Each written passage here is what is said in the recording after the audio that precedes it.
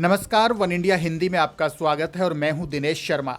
UP में तीसरे phase में जिन सीटों पर चुनाव होंगे उनमें फर्रुखाबाद विधानसभा सीट भी शामिल है। यह 20 फरवरी को वोट डाले जाएंगे। इस सीट को उत्तर प्रदेश की सियासत में काफी अहम माना जाता है। यह सीट पूरे प्रदेश को राजनीति की दिशा देती चली आई है। फर्रुखाबाद समाजवादी नायक राम मनोहर लोहिया की कर्मस्थली और राष्ट्रीय कवयित्री महादेवी वर्मा की जन्मस्थली भी है। इस समय इस सीट पर बीजेपी का कब्जा है। बीजेपी के मेजर सुनील दत्त द्विवेदी यहां से विधायक हैं और इस बार के चुनाव में बीजेपी के उम्मीदवार भी।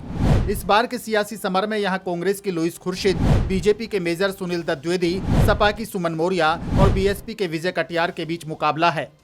अब तक इस सीट पर ज्यादातर कांग्रेस ने ही जीत का परचम लहराया है। यहां पहला चुनाव साल 1957 में हुआ था। उस समय कांग्रेस के रामकृष्ण सारस्वत ने जीत हासिल की थी। इसके बाद 1962 के चुनाव में जनसंघ के दयाराम शाक्य ने यहां जीत का परचम लहराया था। साल 1967 और 1969 में कांग्रेस के महरम सिंह ने जीत दर्ज कराई थी। 1974 के चुनाव में कांग्रेस के विमल प्रसाद तिवारी जीते थे। इसके बाद के चुनावी नतीजों की बात करें तो 1991, 93 और 1996 में बीजेपी के ब्रह्मदत्त द्विवेदी ने जीत की हैट्रिक बनाई थी। साल 2002 में यहां निर्दलीय उम्मीदवार के रूप में ब्रह्मदत्त द्विवेदी की पत्नी प्रभा द्विवेदी ने जीत का परचम लहराया। इसके बाद साल 2007 और 2012 के चुनाव में ब्रह्मदत्त द्विवेदी के बेटे सुनील दत्त द्विवेदी ने जीत हासिल की थी।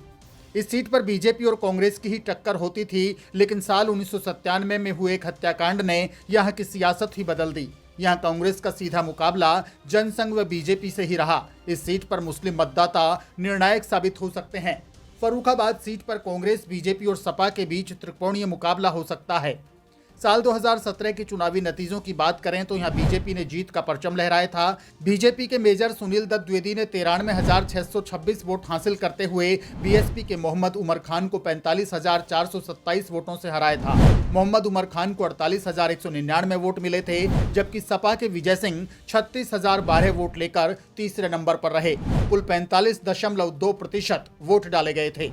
जाति समीकरणों की बात करें तो इस सीट को ब्राह्मण, बनिया व मुस्लिम बाहुल्य सीट माना जाता है। यहाँ कुल वोटर 3,54,286 हैं। इनमें से पुरुष वोटर 1,92,578, जबकि महिला वोटर 1,61,686 हैं। अन्य मतदाता 22 हैं। यह चुनावी समर में उतरी सभी पॉलिटिकल पार्टीज ने जीत के लिए एडी से लेकर चोटी तक का जोर लगाया हुआ है। बीजेपी विधायक और इस बार उम्मीदवार सुनील दत्त द्विवेदी का दावा है कि अपने कार्यकाल में उन्होंने विकास के कई काम कराए, इसलिए यहां की जनता इस बार भी बीजेपी को वोट देगी। वहीं कांग्रेस उम्मीदवार लुईस खुर्शीद इन दावों को झूठा बताती हैं। उनका कहना है कि कोई विकास के काम नहीं हुए। लुईस खुर्शीद का कहना है कि यहां से बीजेपी हारेगी और कांग्रेस की जीत होगी। लुईस खुर्शीद ये भी कहती हैं कि फर्रुखाबाद में गंगा जमुना तहजीब का सिलसिला अभी भी चल रहा है। बीजेपी ने पिछले चुनाव में यहां पर इसे बिगाड़ने की कोशिश की थी, लेकिन वो कामयाब नहीं हो पाई थी। उन्होंने कहा कि इस बार फर्रुखाबाद के लोग इनकी बातों में नहीं आएंगे।